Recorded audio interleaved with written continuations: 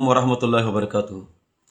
সম্মানিত দেশবাসী, অত্যন্ত বারাক্রান্ত হৃদয় নিয়ে আপনাদের সামনে আসতে হয়েছে। নিশ্চয় আপনারা শুনেছেন মাত্র একদিন আগেই, গতকাল 10 মাঘ এশিয়া উপমহাদেশের আধ্যাত্মিক সরাপতির অন্যতম প্রাণকেন্দ্র হুজুর সাইয়েদনা গৌসুল আজম মাজমানার শাহজুব সৈয়দ আহমদুল আল মাজমানারি রহমতুল্লাহ তাআলা আলাইহির পবিত্র বার্ষিক উরুস শরীফ ছিল গতকাল। আর একদিন আগেই হাটাজারি কওমি বা ওহাবি মাদ্রাসার মুহাদ্দিস মৌলানা শেখ আহমদ সাহেব, তিনি হুজুর সাইয়েদনা গৌসুল আজম মাজমানারি এবং গৌসুল আজম বাবা ভান্ডারীকে নিয়ে যে কুরুচিপূর্ণ বক্তব্য রেখেছেন, তা আহলে সুন্নাত ওয়াল জামাতের অঙ্গনে এবং মাজমানাত দরবার শরীফের যারা আশেক প্রেমিক আছেন তাদের রক্তক্ষরণ হয়েছে। আমি তার বক্তব্যের দুটি খণ্ড অংশের আপনাদের সামনে তুলে ধরে তার আমি জবাবটা তুলে ধরছি। তিনি একটা কথা বলেছেন যে মাজমানাত দরবার শরীফে গৌসুল আজম মাজমানারি এবং গৌসুল আজম বাবা ভান্ডারী ওনাদের নামগুলোকে তিনি অত্যন্ত কুরুচিপূর্ণভাবে পেশ করেছেন, যে আহমদুল্লাহ গোলাম রহমান, এভাবে তিনি ওনার ভাষায় করে বলেছেন।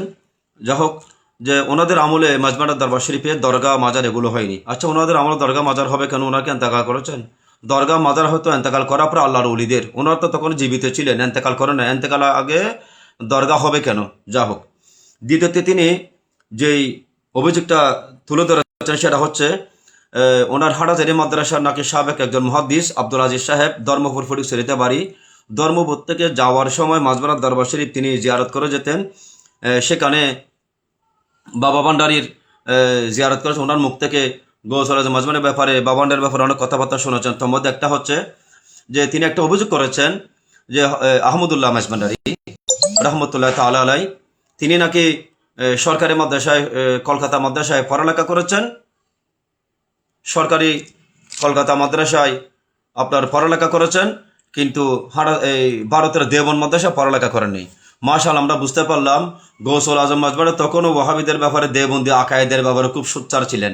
কেননা তিনি আহলে সুন্নাত ওয়াল জামাতের আকিদাকে লালন করতেন, যার কারণে তিনি ভারতের কলকাতা মাদ্রাসায় পড়ালেখা করেছেন, দেওবন্দে যাই নাই। সুবহানাল্লাহ, ওনাদের ভাষ্যমতে সেটা আমরা পেয়ে গেলাম। তারপর আসছে যে তিনি পীর ধরেছেন নাকি আবু সালেহ, একজন বেদাতি আবু সালেহ লাহুরির হাতে, নাউজুবিল্লাহ মিন জালিক। অথচ আবু শামা মুহাম্মদ সালেহ লাহুরি রহমতুল্লাহ তাআলা আলাইহি সে জামার যুগশ্রেষ্ঠ আলেম ছিলেন এবং যুগশ্রেষ্ঠ ওলিয়ে কামিল ছিলেন, সাহেব কাশফ কারামত ছিলেন, সাহেবুল বালায়েত ছিলেন। সেগুলো আমি এখানে আলোচনা করছি না। এমন একজন ব্যক্তির হাতে তিনি বায়াত গ্রহণ করেছেন। এই শেখ আহমদ সাহেব অভিযোগ করেছেন, তখন তো আশরাফ আলী থানভী ছিল, রশিদ আহমদ গঙ্গোহী ছিল, হাজী আমদাদুল্লাহ মহাজের মক্কি ছিল, ওনাদের হাতে কেন বায়াত গ্রহণ করেনি? সুবহানাল্লাহ, আমরা তো বুঝতে তখন তো আমরা বুঝতে আর বাকি রইল না যে গৌসুল আজম মাজমানারি রহমতুল্লাহ আলাইহি পীর ধরার ক্ষেত্রে আকিদা যাচাই বাছাই করেছেন। অর্থাৎ আশরাফ আলী থানভী, রশিদ আহমদ গঙ্গোহী, হাজী আমদাদুল্লাহ মহাজের মক্কি, ওনাদের আকিদা ছিল বদ আকিদা, বাতিল ফেরকার আকিদা। হাজী আমদাদুল্লাহ মহাজের মক্কির কথা আমি বলছি না, তবে আগের যে দুইজন পীরের কথা তিনি বলেছেন, রশিদ আহমদ গঙ্গোহী, আশরাফ আলী থানভী, এই দুজন তো আকায়েদে ওয়াহাবিয়াতের উপর, আকায়েদে কুফরের উপর একেবারে অটল ছিলেন। যে আশরাফ আলী থানভীর আকিদা ছিল রাসূলুল্লাহর কাছে যে এলমে গায়েব আছে, সেরকম এলমে গায়েব তো আমাদের দেশের জায়েদ, আমর, বকর, মজনু, পাগল, এমনকি চতুষ্পদ জন্তুর কাছেও আছে, নাউজুবিল্লাহ। রশিদ আহমদ গঙ্গোহীর অনেক কুফুর আকিদা রয়েছে।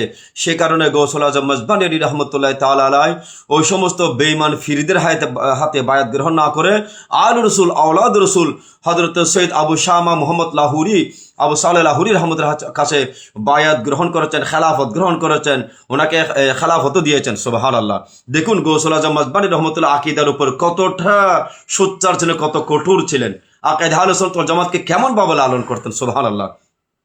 তারপর তিনি আর একটা অভিযোগ করেছেন, সেটা হচ্ছে যে আপনার গৌসুল আজম বাবা ভান্ডারীর ব্যাপারে, যে গৌসুল আজম বাবা ভান্ডারী নাকি উম্মি ছিলেন। গৌসুল আজম বাবা ভান্ডারী গোলাম রহমান শাহ রহমতুল্লাহ তাআলা আলাইহি বাবা, তিনি নাকি উম্মি ছিলেন, আওয়াম ছিলেন, মূর্খ ছিলেন। আস্তাগফিরুল্লাহ লা হাওলা ওয়া লা কুওয়াতা ইল্লা বিল্লাহ। অথচ আমরা গৌসুল আজম বাবা ভান্ডারীর পড়ালেখার দিকে যখন আমরা একটু করে নজর দিই, আমি ওনার জীবনীতে দেখলাম, এখানে আমি বিস্তারিত বলছি না, লাইভে এসে বিস্তারিত ইনশাআল্লাহ ওনার শেখ আহমদের বক্তব্যকে এনে আমি বিস্তারিত বলবো।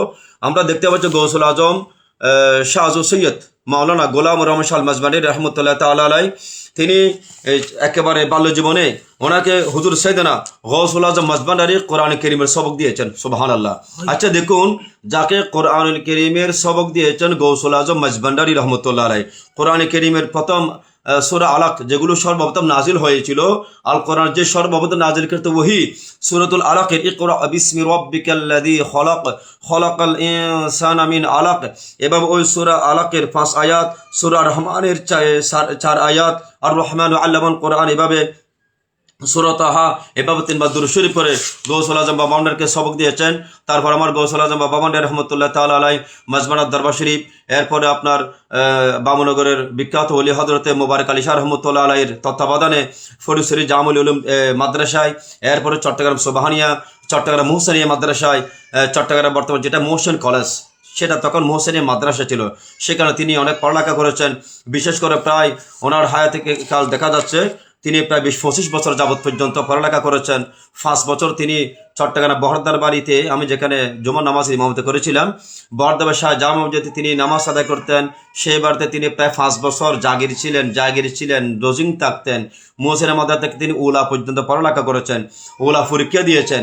তাহলে দেখুন সে যেমন তিনি উলা পর্যন্ত পড়ালেখা করেছেন। হ্যাঁ, এত বড় একজন বিখ্যাত অলিকে, একজন সাহেবুল বারায়াতকে, সাহেব কাশফুল কারামতকে, এত উচ্চ মাপের একজন সাহেবে আলমকে অনেক পড়ালেখা উলা পাশ করেছেন তিনি, উলা পর্যন্ত পড়ালেখা করেছেন তিনি। এতটুকুন পড়ালেখা সম্পন্নকারী ব্যক্তিকে, এলমে দিন হাসিলকারী ব্যক্তিকে মূর্খ বলা, উম্মি বলা, আওয়াম বলে সম্বোধন করা কতটা নেমুক হারামির ভাষা, কতটা নির্লজ্জতা, কতটা মূর্খতামি হলে মানুষ এমন বলতে পারে। আমি অনুরোধ জানাবো, আপনি হাটাজারি কওমি মাদ্রাসার একজন দায়িত্বশীল ব্যক্তি, আপনি একজন ওই মাদ্রাসার একজন শাইখুল হাদিস, প্রধান মুহাদ্দিস, আপনি একজন ভালো মানের আলেম।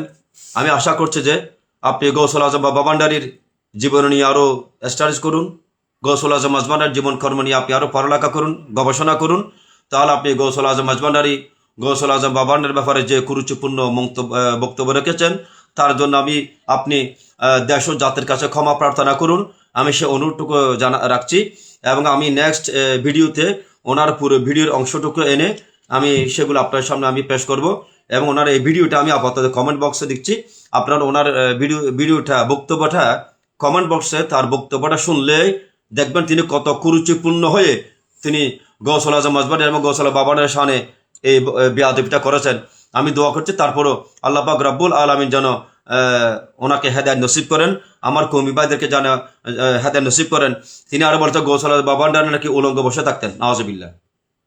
গৌসুল আজম বাবা ভান্ডারী নাকি ওনার একজন আব্দুল আজিজ মুহাদ্দিসের বরাত দিয়ে বলেছেন যে মাজমানাত দরবার শরীফে গৌসুল আজম বাবা ভান্ডারী শাহ সৈয়দ মাওলানা গোলাম রহমান শাহ মাজভান্ডারী রহমতুল্লাহ তাআলা আলাইহি তিনি হুক্কা টানতেন। হ্যাঁ, এটা সত্য, তিনি হুক্কা টানতেন। হুক্কা এখনো আছে, জানো ওখানে অনেক লম্বা পাইপ, হুক্কা এখনো আছে।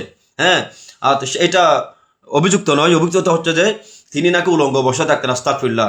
গৌসুল আজম বাবা ভান্ডারীর জীবনে কখনো উলঙ্গ দেখেছেন, ওনাকে কেউ দেখেছেন মর্মে কোনো বর্ণনা এই যাবত আমরা শুনিনি।